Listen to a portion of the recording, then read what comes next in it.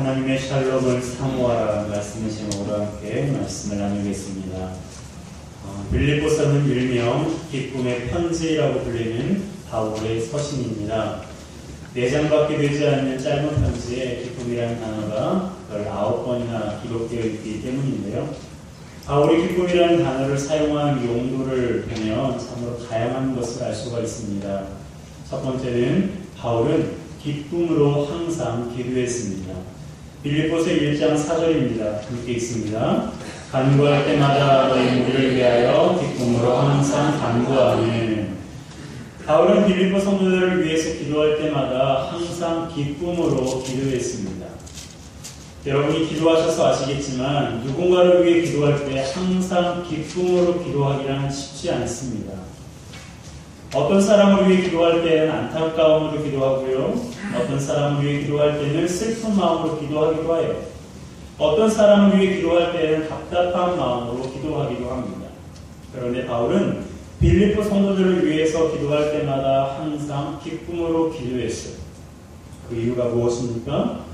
그들이 예수 믿는 것 때문에 고난을 당했을 때에도 믿음이 흔들리지 않고 견고하게 믿음의 자리를 지켰기 때문에 그렇습니다.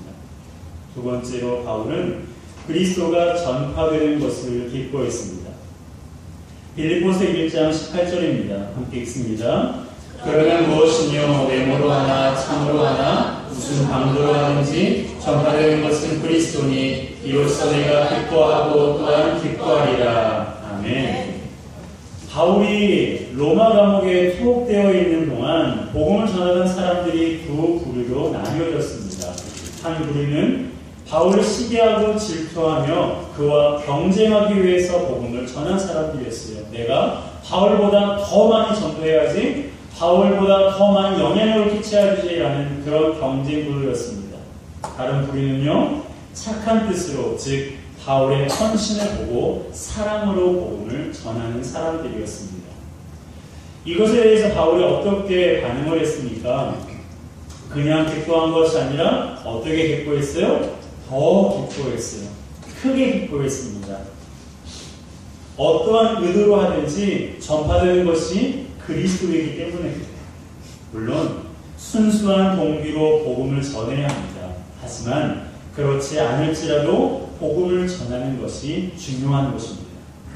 세 번째로 바울은요, 관제로 드려지는 것을 무척 기뻐했습니다. 빌립보서 2장 17절 18절입니다. 함께 읽습니다. 만일 너희 믿음의 재물과 봉사 위에 내가 나를 관제로 드릴지라도 나는 기뻐하고 너희 우리와 함께 기뻐하리니 이와 같이 너희도 기뻐하고 나와 함께 기뻐하리라. 아멘. 관제란 땅이나 재물을 드린 제단에 포도주를 붓는 방식을 말합니다. 바울은 자신을 관제로 비유했어요. 이것은 헌신을 뜻하는데요. 그냥 헌신이 아니라 바울이 그리스도와 성도들을 위해서 순교하는 것을 말하는 겁니다. 바울은 빌립보 성도들이 그리스도를 위해서 행하는 모든 믿음의 행동과 봉사를 위해 자신이 순교를 당한다 할지라도 어떻다고요? 기뻐한다. 내가 관제로 부어질지라도 나는 기쁘다라는 것입니다. 이와 같이 바울은 빌립보서에 기쁨이라는 단어를 참 자주 사용하고 있습니다. 그런데요, 바울은 인간적으로 보면 현재 기뻐할 만한 상황이 아닙니다. 그는 지금 어디에 있습니까? 로마 감옥에 갇혀 있어요. 여러분, 로마 감옥은요, 땅속 깊은 곳에 위치한 창문 하나 없는 깜깜한 곳입니다. 그곳은 사방이 차가운 돌로 막혀있고 습하고 냄새가 나는 곳이에요. 바울 자신이 언제 사형당할지 모르는 암울한 상황이 있는 것입니다. 그런 곳에서 바울이 가장 많이 기록한 단어가 무엇입니까? 기쁨이라는 단어예요. 그곳에서 바울이 기쁨이라는 단어를 쓸 수 있었던 것은 그가 기쁘지도 않으면서 기쁨이라는 단어를 어떻게 쓸 수 있습니까? 그가 기뻐했기 때문에, 그 안에 기쁨이 있었기 때문에 그가 빌립보 교회 성도들에게 기뻐하라고 권면할 수가 있었던 것입니다. 성도들을 위해 기쁨으로 기도했고 어떤 의도로든지 그리스도가 전파되는 것을 기뻐했고 자신이 순교의 제물이 되는 것을 무척 기뻐했습니다.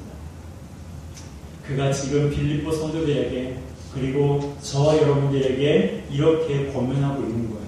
아무것도 염려하지 말고. 함께 읽습니다. 6절 상반절 시작. 아무것도 염려하지 말고. 아무것도 염려하지 말고. 여러분, 바울의 상황을 생각해 보세요. 지금 염려하지 않을 상황입니까? 염려가 많아도 숨이 막히도록 많을 지경이에요. 그런 상황입니다. 그런데 그런 사람이 염려하지 말라고 권면하고 있는 거예요.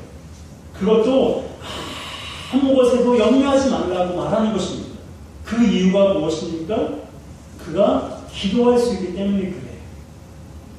우리가 기도할 수 있기 때문에 아무 것에도 염려하지 말라고 말하고 있는 것입니다. 6절입니다. 함께 읽습니다. 아무것도 염려하지 말고 오직 모든 일에 기도와 간구로 너희 구할 것을 감사함으로 하나님께 아뢰라. 아멘.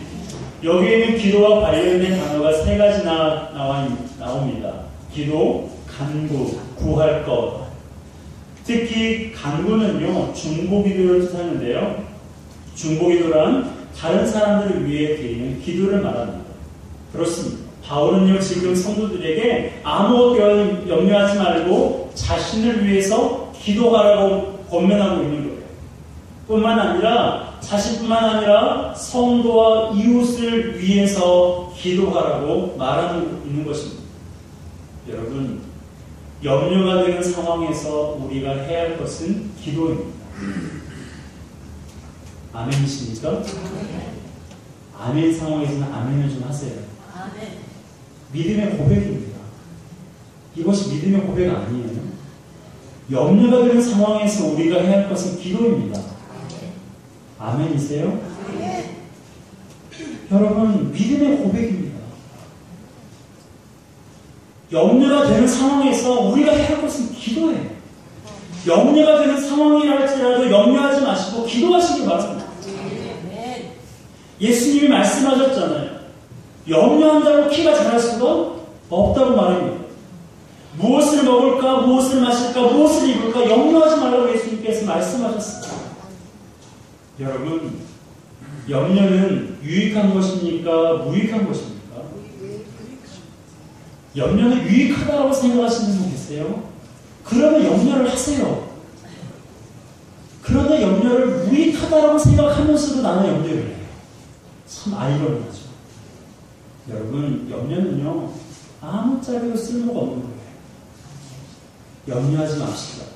염려하지 말고 오히려 현실을 기쁨과 감사로 받아들이면서 하나님의 섭리가 어디에 있는지 눈을 크게 뜨고 한번 찾아보았으면 좋겠습니다. 그리고 그분의 뜻을 기다리세요. 이것이 우리 그리스도인이 가져야 할 바람직한 자세입니다. 그런데요, 바울은 기도하라고 권면하면서 한 단계 더 나아갈 것을 요구하고 있어요.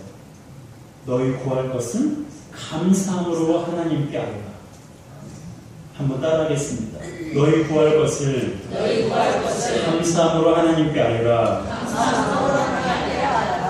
여러분, 기도는요, 하나님과의 영적인 소통입니다. 하나님과 영적인 대화입니다. 그러기에 우리가 구할 바를 하나님께 직접 말씀드려야 비로소 소통이 이루어지는 것입니다.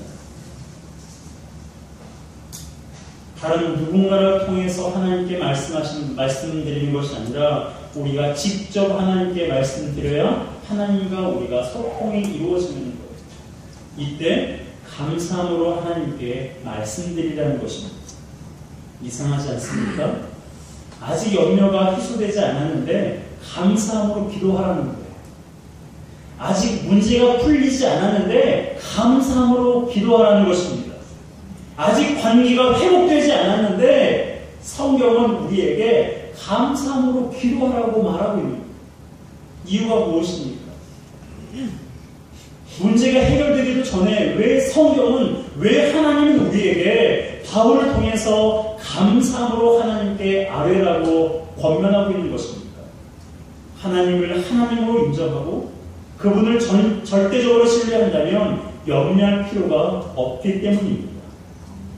하나님을 하나님으로 인정하고 하나님을 절대적으로 신뢰한다면 염려할 필요가 없기 때문에 감사함으로 기도하라고 말하고 있는 것입니다. 하나님은 선하고 사랑이 영원하신 분이세요. 그러기에 우리가 드린 기도를 우리에게 가장 좋은 방향으로 응답하신 분임을 기억하시길 바랍니다. 하나님 마음대로 하시는 분이 아니세요. 우리 상황은 전혀 생각지도 않고 하나님 마음대로 우리의 기도를 응답하시는 분이 아니세요. 우리보다 우리를 더 사랑하시고 우리보다 우리를 더 잘 아시기 때문에 우리 가장 좋은 방법으로 응답하시는 분이 바로 하나님이십니다. 그런 하나님을 절대적으로 신뢰한다면 염려할 필요가 없고 염려보다 감사함으로 하나님께 기도하라는 것입니다. 예수님도 그러셨어요. 예수님도 기도하실 때 감사함으로 기도했습니다. 보리떡 5개와 물고기 2마리로 5,000명도 더 되는 사람들을 예수님께서 먹이셨어요. 그런데요, 그 전에 사람들을 먹이시기 전에 예수님께서 감사함으로 기도하셨습니다. 마태복음 14장 19절입니다. 함께 읽습니다. 우리를 명하여 잔디에 앉히시고 떡 5개와 물고기 2마리를 가지사 하늘을 우러러 축사하시고 떡을 떼어 제자들에게 주시매 제자들이 우리에게 주니. 아멘. 예수님께서 떡을 떼어 제자들에게 주시기 전에 뭐라 하셨습니까? 먼저 축사하셨습니다. 축사를 성경에서는 gave thanks라고 번역했습니다. 감사하시는 거예요. 아직 떡을 떼기 전입니다. 제자들에게 떡을 주기 전이에요. 아직 기적이 일어나기 전입니다. 그럼에도 불구하고 예수님은 하늘을 우러러 하나님께 기도하셨습니다. 하나님 감사합니다. 하나님께서 제자들을 통해 떡을 뗄 때 5,000명도 더 되는 사람들이 먹고 남게 하실 거라는 것을 아셨거든요. 그래서 어떻게 되었습니까? 그가 감사함으로 기도한 이후에 어떤 일이 일어났습니까? 실제로 그곳에 앉아있던 수많은 사람들이 배불리 먹고 12강주리가 남았습니다.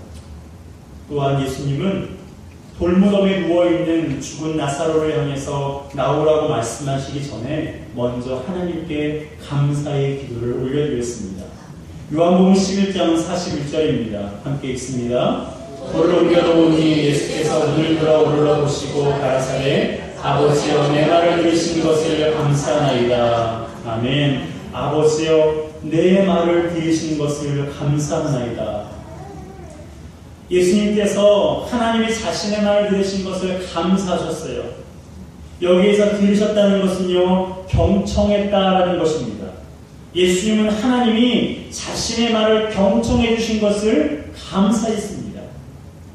그런데요, 예수님의 감사한 시점이 어디예요? 아직 죽은 나사로를 향해서 나사로야 나오라 말씀하시기 전입니다. 아직 나사로는 온몸이 배로 꽁꽁 봉해진 채 무덤에 누워있을 때예요. 죽은 나사로가 살아나오기 전입니다. 아직 기적이 일어나기 전에 예수님께서 하나님께 감사의 기도를 올려드립니다. 왜 그렇습니까? 하나님께서 자신의 기도를 들으시고 죽은 나사로를 걸어 나오게 하실 거라는 것을 아셨기 때문입니다. 그것을 믿으셨기 때문입니다. 그래서 실제로 죽은 지 4일이나 돼서 썩은 내가 진동을 하는 나사로가 무덤에서 터벅터벅 걸어 나왔습니다. 여러분, 하나님을 하나님으로 인정하시기 바랍니다. 하나님을 절대적으로 신뢰하시기 바랍니다. 하나님은 우리의 기도에 신실하게 응답하신 분이심을 믿으시길 바랍니다. 그러므로 아무것도 염려하지 말고 오직 기도하시되 감사함으로 기도하는 저와 여러분 되시길 주님의 이름으로 축복합니다. 그러면 하나님의 평강이 그리스도 예수 안에서 우리의 마음과 생각을 지키십니다. 7절입니다. 함께 읽습니다. 그리하면 모든 지각이 드러난 하나님의 평강이 그리스도 예수 안에서 너희 마음과 생각을 지키시리라. 아멘. 다시 한번 읽겠습니다. 그리하면 모든 지각에 필요한 하나님의 평강이 그리스도 예수 안에서 너희 마음과 생각을 지키시리라. 아멘. 바울이 말하는 평강의 배경에는요, 히브리어의 샬롬이라는 개념이 있습니다. 샬롬. 샬롬은요, 사회적인 차원에서는 평화를 가리키고요, 인간 관계에서는 화목, 화평을 의미합니다. 그리고 개인의 마음에서는 평안을 의미하는 것이 바로 샬롬입니다. 우리 옆 사람에게 인사해 볼까요? 샬롬. 샬롬. 여러분, 그 샬롬, 하나님의 그 샬롬은요, 모든 지각보다 뛰어나다고 말씀하고 있습니다. 모든 인간의 이해나 사고보다 월등하다라고 말하고 있는 것입니다. 여러분, 샬롬은요, 전적으로 하나님의 은혜로 얻는 거예요. 샬롬은 하나님의 은혜에서 비롯되는 것입니다. 마인드 컨트롤로 만들어내는 것이 아니에요.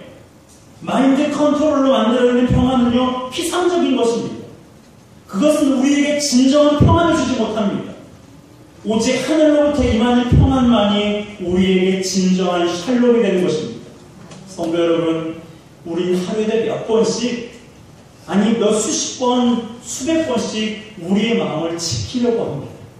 물질 앞에서, 사람 앞에서, 부모 앞에서, 자식 앞에서, 목회자와 성도 앞에서, 우리가 새해 다짐한 결심 앞에서 우리의 생각과 마음을 지키려고 노력합니다.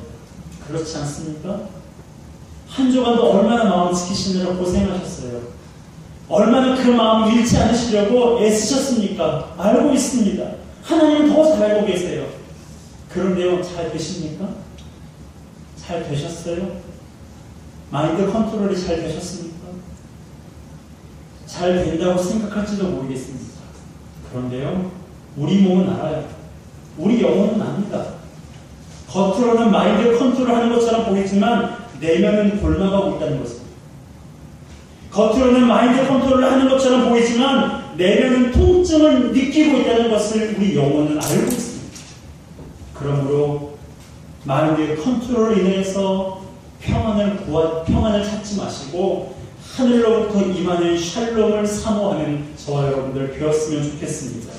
그분의 샬롬만이 우리 안에 충만하시기를 사모하시길 바랍니다. 그분의 샬롬만이 우리의 마음과 생각을 지키실 수 있음을 기억하시길 바랍니다. 어떻게 하나님의 샬롬이 임합니까? 어떻게 하늘로부터 샬롬이 우리 가운데 임합니까? 감사함으로 하나님께 기도할 때 하나님의 샬롬이 임하는 것입니다. 감사함으로 하나님께 기도할 때 하나님의 평강, 하나님의 샬롬이 우리 가운데 충만한 것입니다. 여러분, 하나님의 하나님 되심을 인정합시다. 그분을 절대적으로 신뢰하고 감사함으로 기도하시길 바랍니다. 그래서 하나님의 샬롬이 우리의 마음과 생각을 지키시는 것을 경험하는 저와 여러분들 되시길 주님의 이름으로 축복합니다. 내 마음 지키는 건 간단하지 않습니다.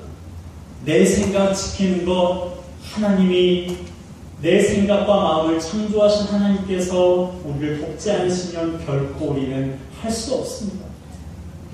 하나님의 샬롬이 우리 가운데 임하여서 우리의 마음과 생각을 지키시도록 하나님께 사모함으로 간구하는 저와 여러분 되시길 주님의 이름으로